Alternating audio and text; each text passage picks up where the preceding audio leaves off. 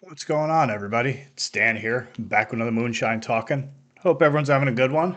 I went and grabbed something to eat real quick. Just so you know, if you follow these videos in the timeline that they are recorded, if you've already watched my review for the Hyrax album, you know that I left because I was getting hungry. So I went and found a pizza joint that I saw a week or so ago when I was out on the road, claimed it's best New York pizza. So I said, all right, I'll go check that out. And it was all right. It wasn't. There's better pizza joints around here. For context, for those of you who are new here or aren't really familiar with my channel or my backstory, I am originally from New York.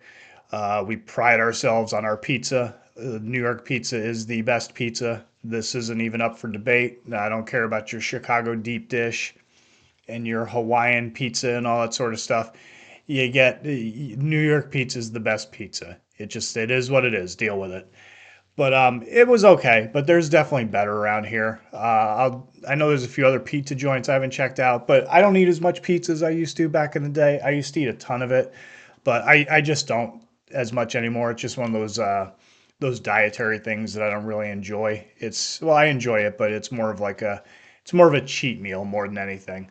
But it was okay. So why am I here? Why am I back? You might be saying, Dan, don't you have a life? I do, but I did feel like I had some free time. And instead of sitting around watching videos about the death of Gene Hackman, I figured that I would do a video of my own. I'd record something, record some fun stuff that I've been planning on doing. So what I'm going to do here is this is a video response to the channel Mercyful Metal. Thomas, fellow from the Netherlands, he put this up a few weeks ago, and a bunch of people in the I guess it's referred to as the VCLT or the V cult or whatever it is, but the collector community. I'd kind of expand it to more than just the vinyl collector, whatever the L and the T stand for. Because I don't have a large vinyl collection, so if the idea was to show off vinyls, I apologize. Most of the stuff that I have, it wouldn't really fall into the confines of the rules of the challenge. But I figure it's just, it's more for collector, the collection that people have. The title of it is Know Thy Collection. The concept behind it is that instead of constantly going out and buying new, try to dig into your collection and maybe get more, refamiliarize with stuff that maybe you've slept on for a while, you haven't heard in a long time, you've forgotten about. So it's pretty simple. One, two, three questions. The first question is name one album that you've been spinning on the regular recently. The second question is name two albums that you haven't listened to in over a year. And third question is name three albums that you have not listened to in so long that you can't remember them. And again, the idea is to try to refamiliarize yourself with stuff that maybe you've been sleeping on for a while. Maybe you listened to it and didn't give it another chance or whatever the case might be. So I thought it was neat. It was kind of a cool idea. And honestly, I think there was kind of like as far as like for someone like myself who does a lot of reviews and live show recaps and stuff like that, there really has been kind of a bit of a drought as far as stuff to review, even though I know there's some channels that are prolific in some of the videos that they put out and produce. But for me personally, my taste, there hasn't really been a lot of new stuff. It's starting to pick up a little bit now, but there hasn't been a lot of new stuff that I've really been overly excited about reviewing. But I do have some on the way, just so you know, for the record. So let's get into this. So first question, name something that you've been spinning quite a bit recently. The thing it was between two of them, but I went with this one. The new Whip Striker that came out, Private Extinction. This is on Hell's Headbangers. It's, at least if you go Metal Archives, it's slated for a March 7th release date. Obviously, I have it, so it got released earlier than that. You can get cassettes were available first. You can get CDs and I believe vinyl now. Very killer album. This is a Brazilian blackened thrash band, very much in the vein of Venom. The vocalist sounds exactly like he sat around. This is like even more so than Athenar as far as the Venom worship. This is what this sounds like. It's a killer album. If that's the sort of thing that you're into, then this is the sort of thing you're going to be into. My favorite song is probably Military Scum. That's a really good track. I'm going to say World War Six is the name of track 4 on here, but the title track, Cry of Extinction, is really good. The whole album is really good, but those are probably for me like the standout tracks. So if you're into Venom worship on speed, then this is going to be the sort of album for you. If you're not into that sort of thing and you'd rather just listen to Venom, then you might just go ahead and skip that one. So that's what I've been spinning a lot recently. Again, I had another one that I was thinking about doing, but I'm actually going to do a collection update deal, a little video, and I figured I'll save that one for there because then I'll get into a little bit more of a discussion with this one. I just figured for the flow of this, let's keep her moving and try to bang this out real quick. So the second one is also coming from Hell's Headbangers. I did not plan that, but that's just how it worked out. It was this one here, this Pounder, Uncivilized. This is it's an LA based heavy metal band, like more trad style, almost like Sunset Strippy, kind of like hard rock, heavy metal, that sort of thing, like 80s style. It's got Matt Harvey from Exhumed as lead vocals, and he does rhythm guitar. It's got Tom Draper in it from Spirit Adrift. That was actually the reason that I purchased this. You know, Hells, they've got their like 10 for $50 deal that they always got going on that you can purchase stuff from their label. So I took advantage of that probably early last year, I want to say, and I bought a bunch of Hell's releases and started familiarizing myself with some of their bands. And this was one of them. And the selling point for it for me was that Tom Draper from Spirit Adrift is in the band. I really enjoy Spirit Adrift. I like the band as a whole. I like their style. I like their sound. And in fairness, you know, he was kind of cool. He was very friendly when I met him, very personable. Not to say that the rest of the band wasn't, but he was just the most outgoing and easily approachable. Although their drummer is always wearing wrestling stuff, so I always thought that was kind of cool. Every time I see him, he's wearing something wrestling related. So score points with me on that one. But overall, this isn't my favorite thing in the world. I listen to it just because it is something I haven't heard in about a year. And I would say probably my favorite song is Long Time No Love. There's a couple other decent tracks on here, but overall, it's kind of like it's neat to see like Matt Harvey doing something that's not death metal. You know, seeing the guy from Exhumed in a band that's more like 80s Sunset Strip style heavy metal. But by and large, it's not my favorite thing, and that's why I spun it a couple of times. And I was like, okay, this is all right, but it's not the greatest thing. So it's basically it's sat on my shelves, and that's where it's been ever since. I might go back to it once or twice here and there because there are I think there's a couple more good tracks, but the one I mentioned, Long Time No Love, that's probably the best one on there.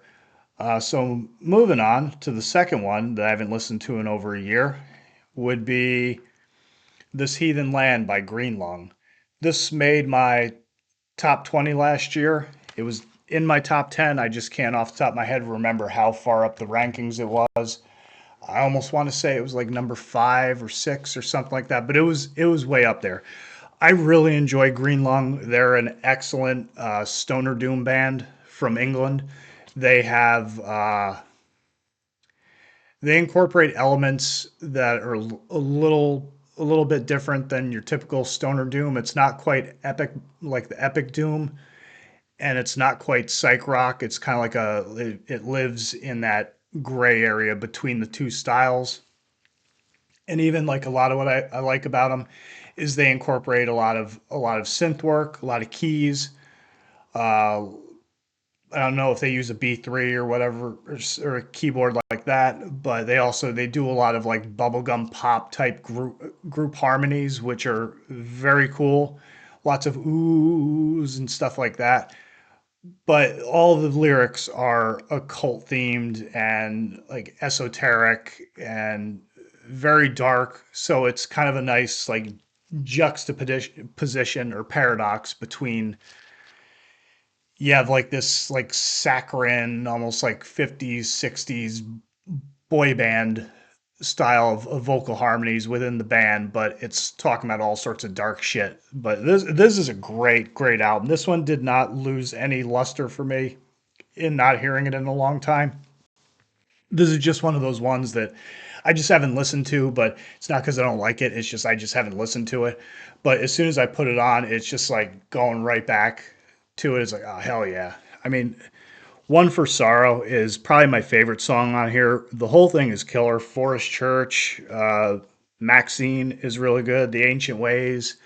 This is just a killer album. If you're into like doom metal, that's a little bit more on the darker side, and it's got different elements to it, like the keyboards and like I said, the group harmonies. This is right up your alley. Woodland Rights, I don't have a copy of that. That's actually where I first found out about the band, and that is a fantastic album. I really wish I had a copy of it, but it's very hard to obtain right now. It's fairly expensive from what I've seen on Discogs. But that's one of those ones I'll keep an eye out for it. I don't have Black Harvest either, but I might be remedying that pretty soon here. But they are an excellent band. I would love to see them come to the States and perform here. I know they were supposed to do a UK tour. Speaking of Spirit Adrift, they were supposed to do one with them.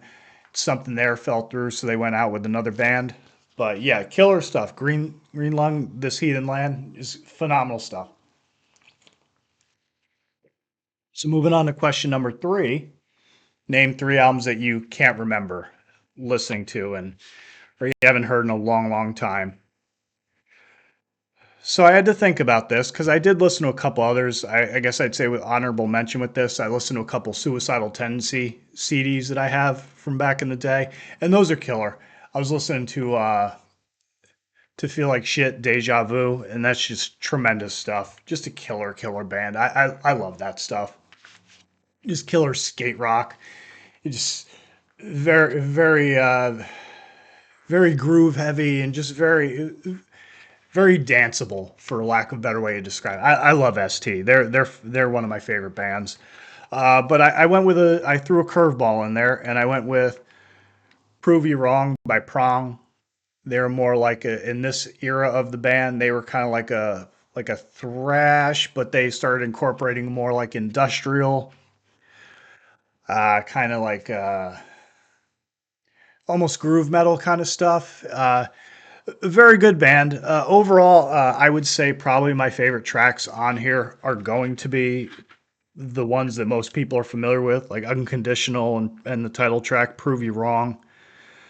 There might be one or two on there, but I would say overall, for it being 13 tracks and almost an hour's worth of music, it really didn't hold my attention that much.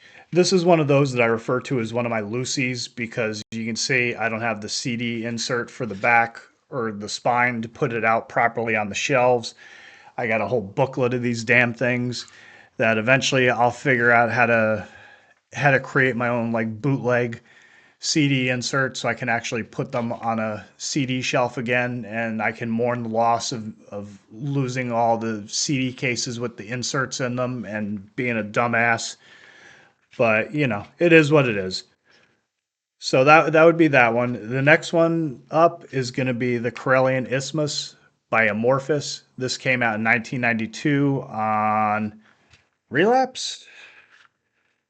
I want to say Relapse. Yeah, this was Relapse. Tremendous Finnish death folk metal band. They incorporate a lot of folk elements into it. I'd say probably The Black Embrace is my favorite song on here. It's got a lot of good stuff. Once I sat down and I listened to it, I was like, oh hell yeah! That took me back. It's been a few years since I listened to that one, and I definitely enjoy it. It's one of those where Amorphous isn't one of those bands that I listen to a lot, but the couple of things that I have of theirs were really good.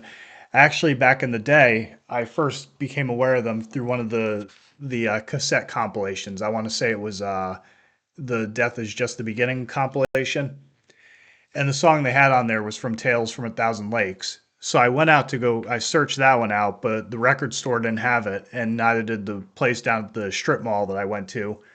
So they had this one, so I picked it up. And at first, I didn't really enjoy it, but over time, it's kind of grown on me. I've grown to appreciate it a lot more. So yeah, that was the second one, and then third one that I haven't listened to in quite some time would be Mortem Solus by Christian.